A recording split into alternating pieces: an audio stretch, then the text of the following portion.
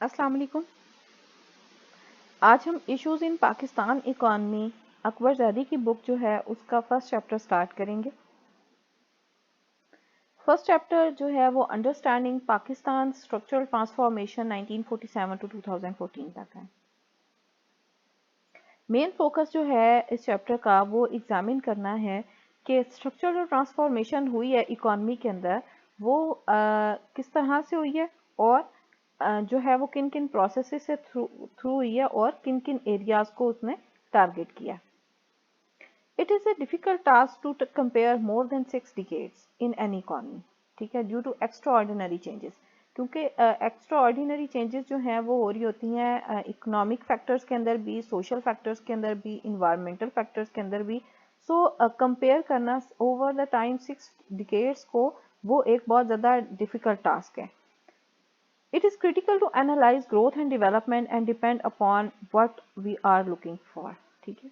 Critical है बहुत ज़्यादा कि हम एनालाइज करें कि हमारा ग्रोथ और डेवलपमेंट जो है वो किस चीज़ों के ऊपर डिपेंड करता है एंड और फिर हम क्या फ्यूचर में क्या पॉलिसीज़ जो हैं वो हम क्या बनाना चाह रहे हैं, उस एनालिसिस से हम क्या जो है एक्सट्रैक्ट करना चाह रहे हैं। How can one say that 2014 is better in 1947?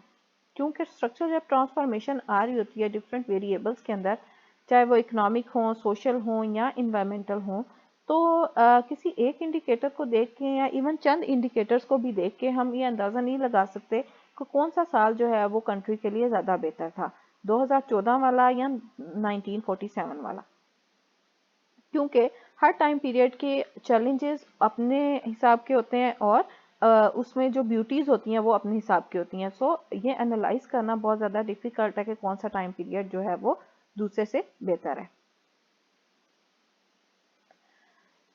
Does high growth rate even it comes in military dictatorship symbolize the future of the country? ठीक है, कि जो हाई ग्रोथ रेट जब हम एनालाइज आगे हम डिफरेंट चैप्टर्स के अंदर एनालाइज करेंगे कि जितना अरसा पाकिस्तान में मिलिट्री डिक्टेटरशिप रही है तो हमारे जीडीपी ग्रोथ रेट जो है वो बहुत ज़्यादा अच्छा रहा है उन टाइम पीरियड में। तो क्या हम ये सिंबलाइज कर सकते हैं उनको एनालाइज करके कि पाकिस्तान के लिए मिलिट्री डिक्टेटरशिप जो है वो बहुत ज़्यादा बेहतर है, जबकि बाकी तमाम दुनिया के जो इकोनॉमीज हैं, कंट्रीज हैं, वो तो अब डेमोक्रेसी की बात करते हैं, ठीक है, वो चूज करते हैं डेमोक्रेटिक इकोनॉमीज को। फिर many economists argues that countries like Malaysia, China, South Korea, Bangladesh evolved as a prosperous economies during last 60 years, ठीक है।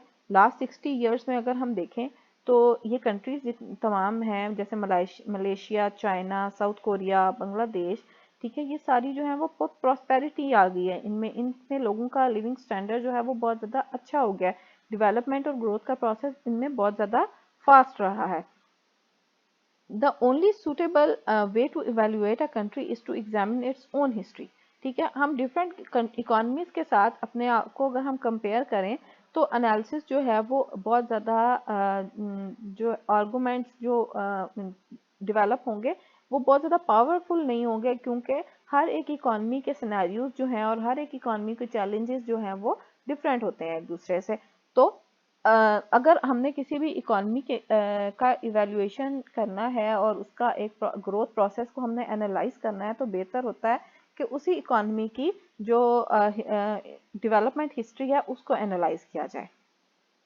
कंपैरिजन एक तरह से हेल्पफुल तो होता है कि जो है अंडरस्टैंडिंग हो जाती है कि कौन कौन से इंडिकेटर्स हैं उनको हम इम्प्रूव करके अपनी इकोनॉमी को बेहतर कर सकते हैं, लेकिन एक क्लियर पिक्चर हमें नहीं दे पाता वो कि कौन कौन सी पॉलिसीज हम अपनी कंट्री के अंदर अडॉप्ट करेंगे तो डेवलपमेंट आएगी।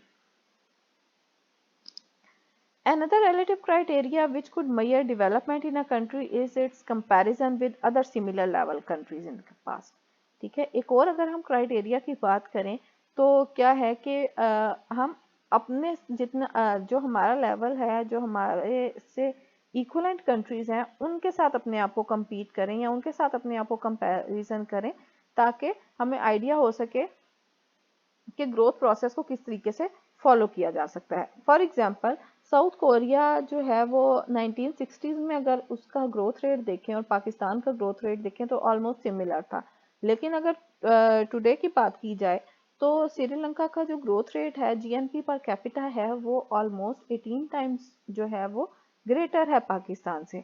तो इट मीन्स कि साउथ कोरिया में बहुत ज़्यादा इंडिकेटर्स के ऊपर इम्प्रूवमेंट हुई है, सोशल, इकोनॉमिक और इन्वायरमेंटल तीनों इंडिकेटर्स को उन्होंने साथ लेके इम्प्रूवमेंट की है।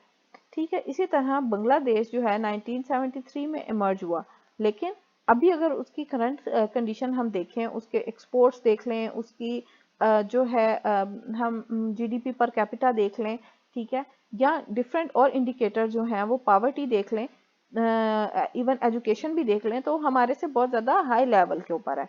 इट मीन्स कि कंट्री ने बहुत ज़्यादा इम्प्रूवमेंट की है।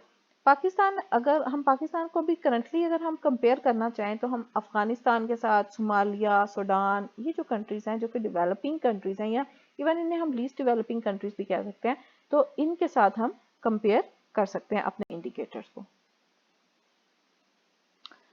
Only few indicators cannot measure prosperity, like having high per capita income over 6 decades, but majority is illiterate. कि अगर सिर्फ कुछ इंडिकेटर्स को हम देख के हम ये नहीं कह सकते कि कंट्री जो है वो प्रॉस्पेरिटी की तरफ मूव कर रही है या फिर इसमें बहुत ज़्यादा ग्रोथ और डेवलपमेंट आई है। फॉर एग्जांपल, अगर किसी कंट्री की पर कैपिटा इनकम तो बहुत ज़्यादा हाई हो, लेकिन एक लॉन्ग टाइम पीरियड के लिए हाई रही हो पर कैपिटा इनकम, लेकिन उसमें बहुत ज़्यादा इलिटरेसी हो, लोग जो हैं वो अनहेल्दी हो, लोगों का लिविंग स्टैंडर्ड ना हो और उन्हें basic necessities of life proper ना मिल सकें, तो क्या है कि हम ये नहीं कह सकते कि वो जो है बहुत ज़्यादा प्रॉस्पेरियस है कंट्री। ठीक है, क्योंकि वो जो प्रॉस्पेरिटी के तमाम इंडिकेटर्स हैं, प्रॉस्पेरिटी के तमाम जितने टारगेट्स हैं उनको फुलफिल नहीं करती। इसी तरह अगर हम कहें कि एक कंट्री ऐसी है जिसमें लिटरेसी रेट बहुत ज़्यादा हाई है, ठीक है, तमाम लोग जो है वो एजुकेटेड हैं और हेल्दी हैं, वहाँ पे हेल्थ सर्विसेज, एजुकेशन सर्विसेज जो हैं वो बहुत अच्छी हैं, लेकिन वहाँ का जीडीपी पर कैपिटा तो बहुत ज़्यादा लो है, लोग बिलो पावर्टी लाइन रह रहे हैं, उन्हें बेसिक फूड नहीं मिल रहा, शेल्टर नहीं है। ठीक है, सो क्या हो रहा है कि तो ये भी एक प्रॉस्पेरिटी की जमानत नहीं दे सकती चीज़। तो इसलिए किसी एक इंडिकेटर को या कुछ इंडिकेटर्स को देख के हम ये नहीं कह सकते कि कंट्री जो है वो बहुत अच्छी ग्रोथ कर रही है या डेवलपमेंट कर रही है। पाकिस्तान इकोनॉमिक रिकॉर्ड जो है always compared with low performance of social sector and with comparable countries. ठीक है, पाकिस्तान का जो सोशल सेक्टर है उसकी परफॉर्मेंस हमेशा लो लेवल रही है, इसलिए जो है वो हम इस तरह की कंट्रीज के साथ अपनी कंट्री को कंपेयर करते हैं जिनकी सोशल सेक्टर की कंडीशन जो है वो हमारे जैसी हो। 1950s और 60s में अगर हम देखें तो इकोनॉमिक जो सक्सेस थी वो डिपेंड किस पे करती है, ग्रोथ रेट्स के ऊपर। ठीक है, while those having low growth rates are considered as poor achievers. उस टाइम पे जो क्राइटेरिया था ग्रोथ का या प्रोग्रेस करने का, वो सिर्फ ग्रोथ रेट्स को देखा जाता था कि जिस कंट्री की ग्रोथ रेट अच्छी है तो वो समझा जाता था कि बहुत ज़्यादा प्रॉस्पेरियस इकॉनमी है, बहुत ज़्यादा डेवलप्ड इकॉनमी है। लेकिन जो कंट्रीज जो है वो उन ग्रोथ लेवल्स को मीट नहीं कर पाती थी या उनमें वो इंडिकेटर्स जो हैं बिलो द लाइन रहते थे, तो उनको पुअर अचीवर्स या फेलियर्स जो है वो कहा जाता था। फिर 1970s में कुछ स्ट्रक्चरल ट्रांसफॉर्मेशन आई और क्या हुआ कि क्राइटेरिया जो है वो ग्रोथ और डेवलपमेंट को एनालाइज करने का वो चेंज हो गया। फिर जो है उस टाइम पे सोशल सेक्टर्स की जो परफॉर्मेंस थी उसको बहुत ज़्यादा हाईलाइट किया जाता था और उसको बहुत ज़्यादा सिग्निफिकेंट समझा जाता था कि किसी भी कंट्री में अगर सोशल सेक्टर जो है उनकी परफॉर्मेंस अच्छी है, ठीक है, सोशल सर्विसेज अच्छी दी जाती हैं, तो उसमें वो कंट्री जो है वो प्रोग्रेस कर रही है या ग्रोथ कर रही है।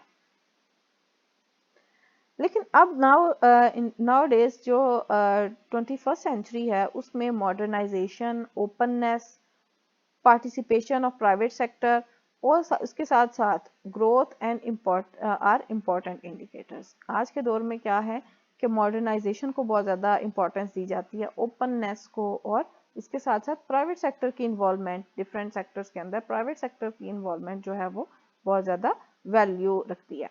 Today development regards as sustainability, participatory, distributive and environmental friendly responsible होना चाहिए। ठीक है, जो डेवलपमेंट का प्रोसेस है वो एक तो सस्टेनेबल होना चाहिए, यानी कि एक टाइम पीरियड में आपकी डेवलपमेंट जो ग्रोथ है वो बहुत हाई चली गई है और दूसरे में काफ़ी लो आ गई है। बल्कि डेवलपमेंट का प्रोसेस ये होता है कि एक लॉन्ग टाइम पीरियड के ऊपर सस्टेनेबल आपने ग्रोथ जो है वो अचीव की हो। फिर पार्टिसिपेटरी होनी चाहिए, डिस्ट्रीब्यूटिव होनी चाहिए, डिस्पैरिटीज कम होनी चाहिए, और इसके साथ साथ इन्वायरमेंट फ्रेंडली इन्वायरमेंट वहाँ पे होनी चाहिए। The process of structural transformation is important in order to understand where we were, where we are, and where we may possibly be heading. ठीक है, तो जो स्ट्रक्चरल ट्रांसफॉर्मेशन का जो प्रोसेस है वो बहुत ज़्यादा एक इम्पॉर्टेंट है इस चीज़ को एनालाइज करने के लिए कि हमारा पास्ट क्या था, पास्ट में हमें क्या क्या चैलेंजेस थे, अभी प्रेजेंट क्या है, प्रेजेंट के हमारे चैलेंजेस क्या हैं, और फिर उसकी उन सब की बेस के ऊपर हम फ्यूचर अपने को प्लान करें ताकि हमें उन चैलेंजेस का फ्यूचर में सामना ना करना पड़े और हमें बेहतर तरीके से अपने फ्यूचर को प्लान कर सकें।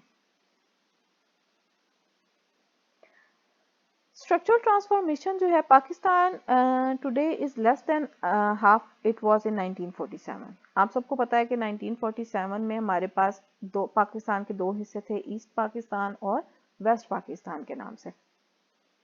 लेकिन 1955 में अगर हम देखें तो जो 55% पोर्शन जो था पॉपुलेशन का वो ईस्ट पाकिस्तान में रहते थे, और पॉपुलेशन वाइज अगर फिर देखें तो ये लार्जेस्ट पोर्शन बनता है, प्रोविंस बनता है पाकिस्तान का।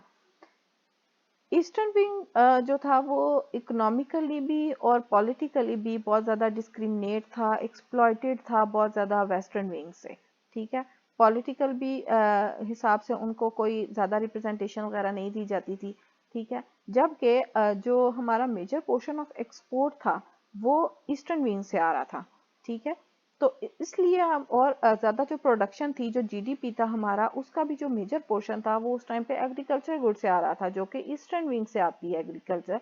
तो इसलिए हम उस टाइम पे कहते थे कि जब पाकिस्तान बना था तो हम कहते थे कि पाकिस्तान जो है वो एक एग्रीकल्चर इकोनॉमी है, क्योंकि उस टाइम पे हमारे पास ईस्टर्न जो पार्ट था हमारा, जो कि अब बांग्लादेश बन गया, वो हमारे साथ था और उसकी एग्रीकल्चर सेक्टर बहुत ज़्यादा स्ट्रांग थी। अब ये जो एक्सप्लॉयटेशन हो रही थी जो ईस्टर्न विंग के साथ, जो उनको इकोनॉमिकली, पॉलिटिकली और सोशली तौर पे उनको एक्सप्लॉइट किया जा रहा था, वो एक्सप्लॉयटेशन एंड हुई after a long and bloody war of 1971। आप देख सकते हैं कि ये जो पोर्शन है वेस्ट पाकिस्तान का, ये भी हमारा पाकिस्तान है जो हमारे पास है। ठीक है, और ये ईस्टर्न पाकिस्तान है जो कि अब बांग्लादेश बन चुका है। East Pakistan has a huge contribution at economic development, industrialization, in trade, which was never fully recognized. ठीक है, ईस्टर्न पाकिस्तान जो था वो उसकी बहुत ज़्यादा कंट्रीब्यूशन थी इकोनॉमिक डेवलपमेंट में, इंडस्ट्रियलाइजेशन में, ट्रेड में।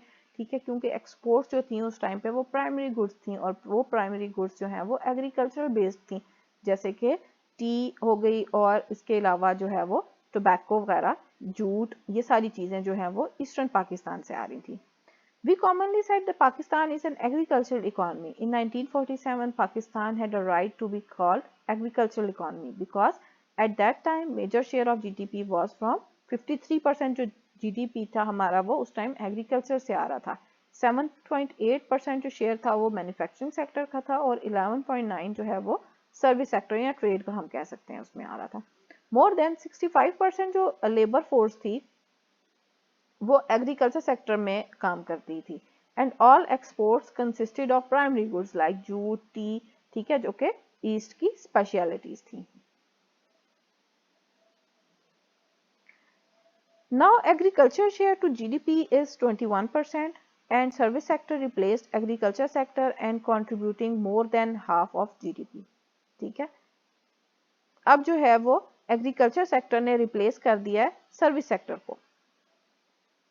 ठीक है, बट एग्रीकल्चर जो है वो स्टिल अभी तक देखा जाए अगर तो सबसे ज़्यादा लेबर फोर्स जो है वो एग्रीकल्चर सेक्टर में काम करती है। ठीक है, अराउंड 45% जो लेबर फोर्स है पाकिस्तान की वो एग्रीकल्चर सेक्टर से एफिलिएटेड है। फिर उसके बाद exports also change 99% in 1947, now it comes to 15%. 85% exports are manufactured goods, ठीक है, अब जो है वो मैन्युफैक्चर्ड गुड्स हम एक्सपोर्ट करते हैं। तो ये एक स्ट्रक्चर ट्रांसफॉर्मेशन हुई कि पहले हम प्राइमरी गुड्स को एक्सपोर्ट करते थे और अब जो है हम जो है अपनी मैन्युफैक्चर्ड गुड्स जो है जैसे यार्न, टेक्सटाइल, गारमेंट्स, ठीक है, इन गुड्स को जो कि रॉ कॉटन से बनती हैं उनको हम एक्सपोर्ट कर रहे हैं। 1951 में जब फर्स्ट सेंसस हुआ पाकिस्तान के अंदर तो उसमें देखा गया कि 17% पॉपुलेशन जो थी वो अर्बन एरिया में रह रही थी, ठीक है। But now due to structural transformation और जो चेंजेस आई, मॉडर्नाइजेशन आ गई इकोनॉमी के अंदर, बहुत ज़्यादा लोग जो है वो कंट्री जो अर्बन सेक्टर था उसकी तरफ मूव करने लग गए। तो अब 60% जो पॉपुलेशन है वो अर्बन एरियाज में रहती है, जबकि जो लेस देन 40% पॉपुलेशन है वो रूरल एरियाज में रह रही है। 60% जब अर्बन एरियाज में रह रहे हैं लोग, तो इकोनॉमिक प्रोफाइल जो है उसको हम देखें इन टर्म्स ऑफ कंजप्शन और प्रोडक्शन, तो दोनों पैटर्न चेंज हो गए। क्योंकि पहले जो था वो ऑलमोस्ट 80% पॉपुलेशन थी वो रूरल एरियाज में रहती थी और उनका ऑक्यूपेशन भी प्रोडक्शन था, ठीक है, फार्म्स में लोग काम करते थे तो प्रोडक्टिविटी ज़्यादा थी। लेकिन अब जो है वो जब अर्बन एरियाज में शिफ्ट हो गए हैं तो माइग्रेट कर गए हैं, तो उनसे उससे क्या हुआ कि स्ट्रक्चरल चेंज आ गया पैटर्न्स के अंदर और अब कंज्यूम करने वाले लोग ज़्यादा हैं जबकि प्रोडक्टिविटी वाले कम रह गए हैं। Urbanisation is the indicator of progress and modernisation, ठीक है। जहाँ पे हम ये देख रहे हैं कि इकोनॉमी के अंदर पैटर्न्स चेंज हुए हैं, तो हम ये कह सकते हैं कि ये इंडिकेटर है, प्रोग्रेस का भी इंडिकेटर है urbanisation. Another myth about Pakistan is that Pakistan is a feudal country, ठीक है। एक और अगर हम मिथ देखें तो बहुत ज़्यादा कहा जाता है कि पाकिस्तान जो है वो एक फ्यूडल कंट्री है, ठीक है। लेकिन इस आर्गूमेंट की कोई ख़ास हमें सपोर्ट नहीं मिलती। जब हम पाकिस्तान की हिस्ट्री को देखते हैं उससे हमें कोई भी ख़ास इस बारे में इंडिकेशंस नहीं मिलती। इसके साथ साथ जो ग्रीन रेवोल्यूशन हुई 1960s में, उसका भी बहुत ज़्यादा इम्पैक्ट है रूरल एरियाज़ के ऊपर और एग्रीकल्चर सेक्टर के ऊपर, ठीक है। इन सारी चीज़ों को हम जो ग्रीन रेवोल्यूशन हुई और जो फ्यूडलिज्म है या अर्बनाइजेशन के प्रोसेस हैं, इन सब को लेटर हम जो चैप्टर्स हैं उनके अंदर डिटेल में डिस्कस करेंगे।